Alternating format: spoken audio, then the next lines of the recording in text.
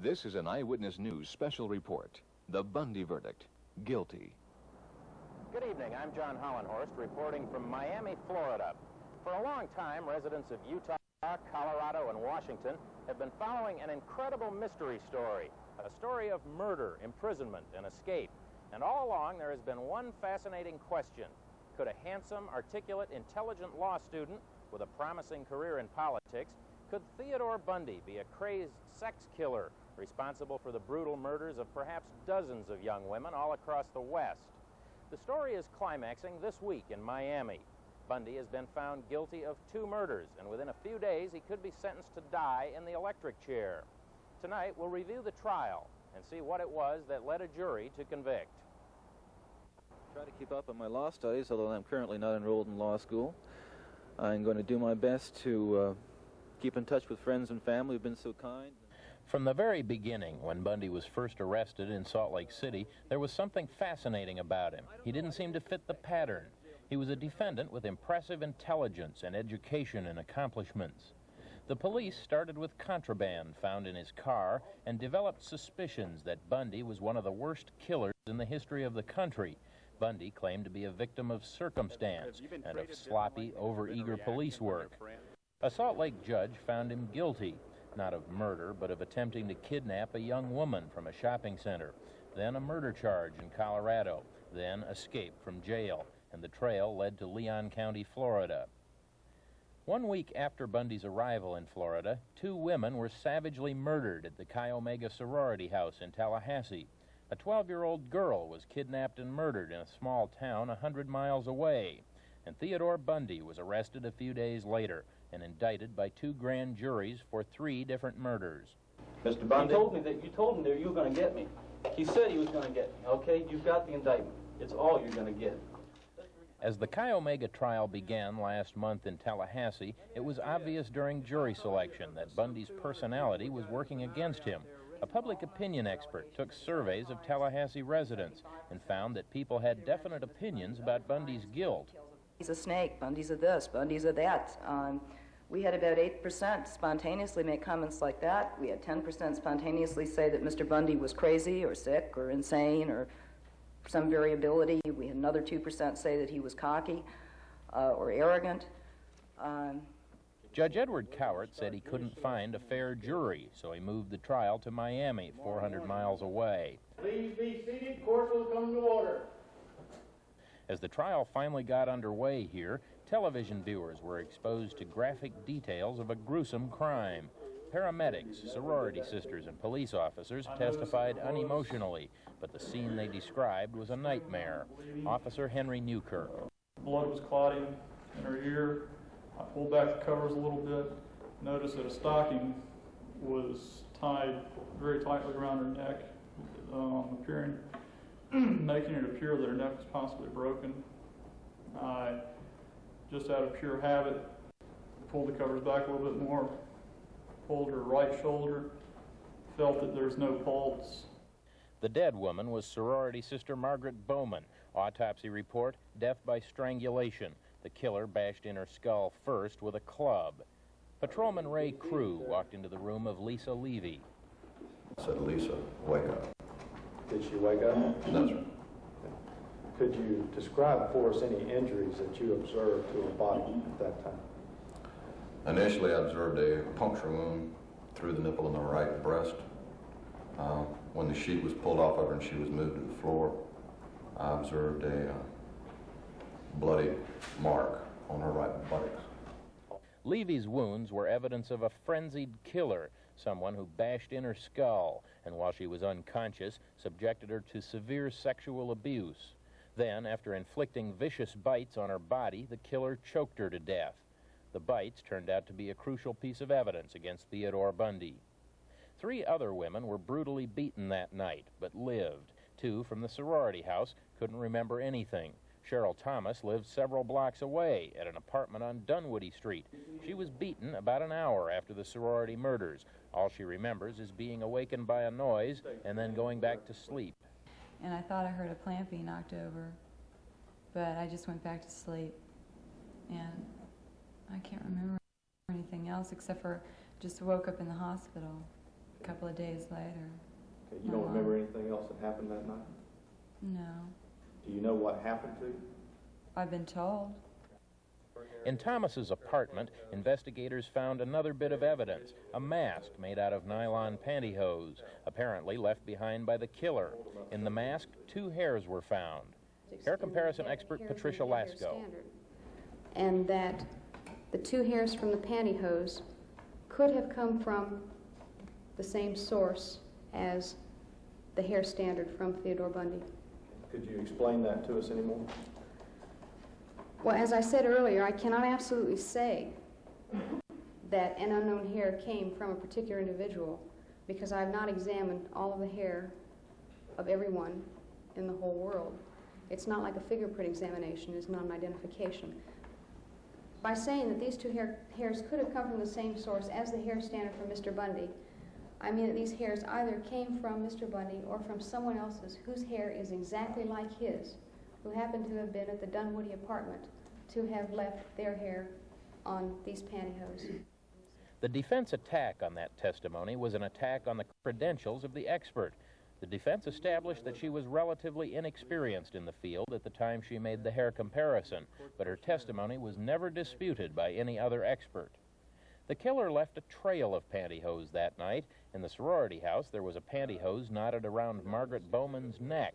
Another pantyhose was found in the house with one leg cut off, apparently prepared in advance as a strangulation device.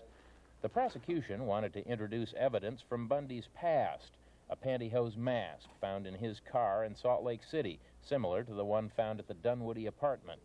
Prosecutor Dan McKeever. Judge, our argument is that that is a very unique thing to have in your possession, and that is exactly our point. That pantyhose mask is extremely unique.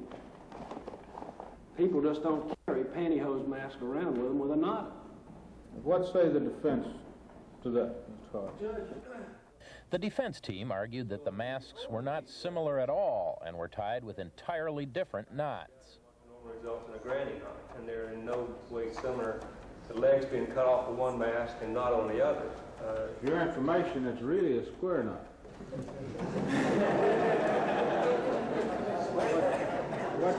What you don't realize is this court was boatswain made for many years. Square knot being refined reverse overhand knot. It's a fine version of a granny knot. It's a much better knot. All right. No, I understand your explanation on that. The court had really already observed it. I think it's a valid observation. Judge Cowart ruled out any testimony about the mask confiscated in Utah. He said there was no clear connection to the Chi Omega murders. That was a major victory for the defense. Another important bit of testimony was also kept away from the jury, statements Bundy made to police officers at the time of his arrest in Pensacola. Officer Norm Chapman says Bundy was depressed, tired, on the verge of breaking down when he was asked about Chi Omega. Mr. Bundy kind of dropped his head. He, in a very sincere tone, tears in his eyes, he looked at Officer Patchen and Officer Bodiford, and he told them the evidence was there to look for it. And the officer says Bundy admitted to having antisocial fantasies. To keep these fantasies going, he had to commit crimes, but he had to do things to keep these fantasies going that were very much against society. And that the actual act itself was always a downer for him. Bundy also hinted that he might have committed as many as 100 murders, according to the officers. But the judge refused to allow the jury to hear about it because Bundy may not have had access to legal advice when he made the statements. But the jury did hear circumstantial evidence supporting the prosecution, testimony that Bundy moved into a rooming house a third of a mile from the sorority just 1 week before the murders, testimony that he was at a discotheque next door to the sorority shortly before the murders and arrived at his rooming house just after the attack. And then a star witness, Nita Neary, who entered the sorority house just after the murders. She saw a man leaving carrying a club. He had his hand on the doorknob and he was just over like this a little bit with a club in his hand.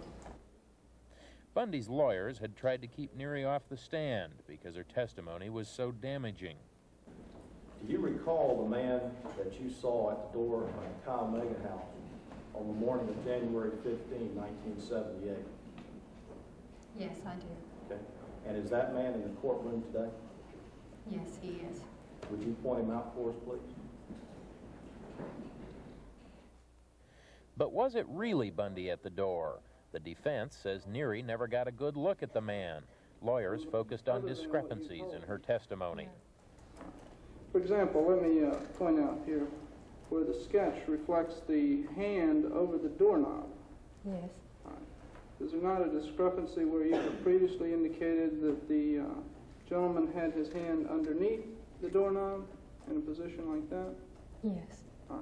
So in this sense, There's no question that Neary's testimony was damaged by the defense lawyers. It was brought out that she had seen newspaper photos of Bundy before picking him out of a lineup, and she certainly knew that Bundy was a suspect before pointing him out. But Neary said she was sure Bundy was the man, and her testimony probably had a considerable impact on the jury. The backbone of the prosecution's case was the bizarre science of forensic odontology, something rarely used in court. Dr. Richard Souveron was ready to testify that Ted Bundy's teeth matched the bite marks on Lisa Levy's buttocks. On the day Souveron was to testify, public defender Mike Minerva appeared for the first time in the trial. He and Bundy had a falling out in Tallahassee before the trial was moved, and until Minerva's help was needed on the dental evidence, he never made the trip to Miami. We have a stranger in our midst, Mr. Minerva. Good to see you. Just fine. Minerva argued that Souveron should not be allowed to testify about his opinions. Or according to Dr. Sofer, and I think according to all the testimony, the bite mark examination is that new kind of a field in the early stages where the experts cannot say with any degree of medical certainty. Other teeth could not have made similar bruises. Judge Cowart overruled the objection, and Dr. Souveron was allowed to give his opinion about Bundy's teeth. They made the marks. Then a second dentist, Dr. Lowell Levine. He compared Bundy's teeth to the bite marks in two ways. First, the general arrangement of the teeth. The teeth line up similarly to the alignment in the bite mark itself. Secondly, and most important, Dr. Levine claimed to have found tiny features in the bite mark corresponding to characteristics of individual teeth in Bundy's mouth. If you look at this, and this was taken slightly obliquely, you can begin to see some of the individual characteristics. You have a very pronounced peak and a valley, a second peak, then just a slight valley. Levine's conclusion? Bundy's teeth almost certainly made the bite marks. He said it would be theoretically possible, but a practical impossibility to find another set of teeth with the same individual characteristics. What are your conclusions based on your examination of the model? The defense counterattacked with its own dentists. The first one attempted to shoot down the idea that the arrangement of Bundy's teeth is unusual. In your experience, is this pattern unusual? No, I would not. It's not unusual. The next defense dentist, Dr. Dwayne DeVore, brought 5 models of teeth, all of which, he said, could fit the bite marks. One set was Bundy's. The other 4 were from dental patients in Maryland. And based only on the configuration of the teeth, can you exclude any of the models from the bite marks? Based strictly on configuration, no. Is that also based on the individual characteristics of the teeth also? Some of the individual characteristics. I mean, all of them really weren't analyzed as far as exclusion, inclusion, or characteristic. The general configuration, the general characteristics were analyzed, yes. All right. Can you exclude any of them based on the individual characteristics of the teeth? Possibly I could exclude one, yes. All right. How about the other 3? Possibly cannot exclude. Some observers believe the cross-examination that followed was a turning point in the case, a clear-cut success for the prosecution. Prosecutor Larry Simpson made it clear that Dr. DeVore's comparisons were more general than those done by the prosecution dentists, and Dr. DeVore admitted Bundy's teeth are consistent with the bite mark. The configuration is consistent with it, yes, sir. His bite mark, his teeth are consistent with the bite mark in this case? I said the configuration is consistent with it. Have you considered the individual characteristics of his teeth? Yes, I have. And are not the individual characteristics of his teeth consistent with the bite mark in this case? Some of them, yes, sir. Are there any that are inconsistent? There are some that I cannot explain, some that aren't necessarily logically explainable. Are there any that are inconsistent, doctor? Inconsistent to the point of exclusion? No, sir, because I said I cannot exclude it. So your testimony, doctor, would have to be that the defendant in this case could have left the bite marks on the buttocks of Lisa Levy. Is that not correct? The defendant's teeth are consistent with whatever made the bite marks, yes, sir. And could have left the bite mark? I believe so, yes. And then the final prosecution stroke. Dr. Levine was called back on rebuttal, and he said he could eliminate 4 of Dr. DeVore's 5 models.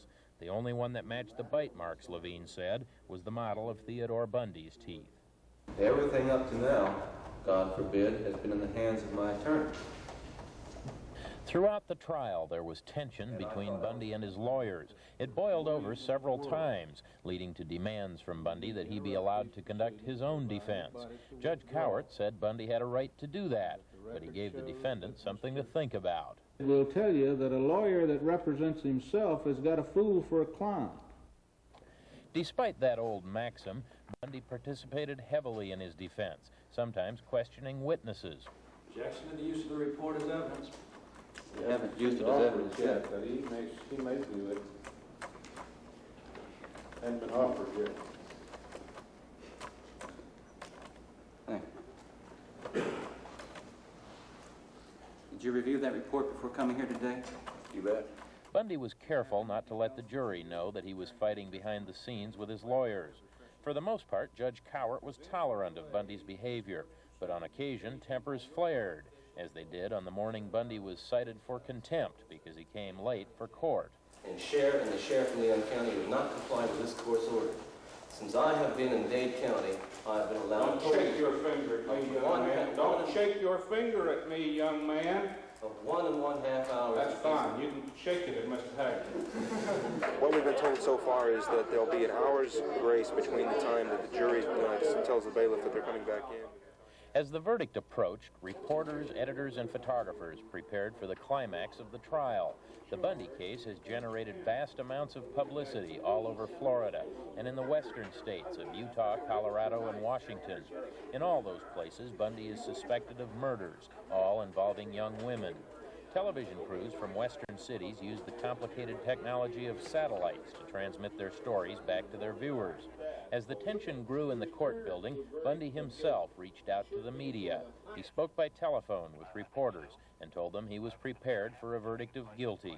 I've never been convicted of murder before, and I hope and pray I won't be. But if it happens, then I just have to work with it. Jury is present, sir. Ladies and gentlemen of the jury, have you reached a verdict?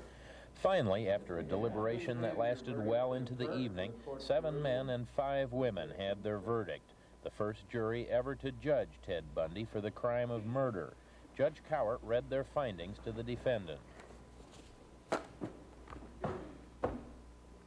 Mr. Bundy, a jury of your peers having found you guilty of the offense of burglary of a dwelling and committing assault upon a person therein, this court adjudges you guilty.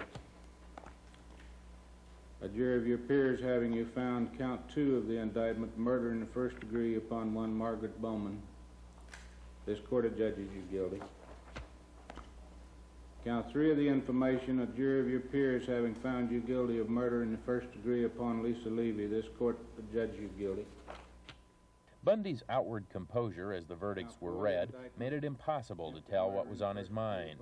But his mother, a resident of Tacoma, Washington, was emotional after the verdict. The jury is totally wrong. They didn't take enough time. Now, how could you consider all those momentous decisions in 6 hours? It's just impossible. It's wrong. We'll appeal it. It's just... What else can I say? Come on, Kathy. The family will be devastated by this, but we stick behind him because we know he's not guilty, as do all his friends. Thank you very much. That's it. Bundy's friend and defender, Carol Boone of Seattle. I'm very disappointed. Bundy's defense lawyers say they have grounds for appeal that could ultimately overturn the conviction. I think so. We have very good grounds. We have very good grounds. The grounds will be enumerated later. Prosecutor Larry Simpson, of course, was happy with the verdict. We weren't surprised by the verdict at all, to be quite honest with you. What's your reaction? We're very satisfied with what verdict we did get in this case. We couldn't have expected it to be any better than it was. What sentence will we be asking for? We will be asking for the death penalty.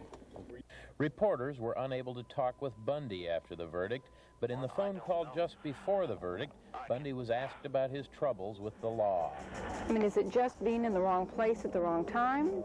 It's being Ted Bundy in any place, I guess, anymore. It started out in Utah, and it seemed like one set of circumstances seemed to bootstrap another, and they seem to feed off one another. And once you get people thinking in that vein, police officers, they want to solve crimes, and sometimes I don't think they really try to think things through. And they're willing to take the convenient alternative, and the convenient alternative is me. With the verdict here in Miami, law enforcement officials have received encouragement for their theory that Ted Bundy is a mass killer. They plan to move ahead quickly with a trial in Lake City, Florida, where the evidence is said to be more persuasive than it was in the Chi Omega case. But Bundy maintains his innocence, and unless he suddenly decides to tell a different story, there will always be mystery. Is he a victim of circumstance, or does his cool intelligence conceal another personality, a frenzied, vicious killer with such an uncontrollable passion that in 6 weeks of freedom last year, he attacked 6 women and killed 3? Despite the verdict, only Ted Bundy knows the full truth. This is John Hollenhorst reporting from Miami. This has been an Eyewitness News Special Report. The Bundy verdict. Guilty. Mr. Bundy, a jury of your peers having found you guilty of the offense of burglary of a dwelling and committing assault upon a person therein, this court adjudges you guilty. A jury of your peers having you found count 2 of the indictment, murder in the first degree upon one Margaret Bowman, this court adjudges you guilty.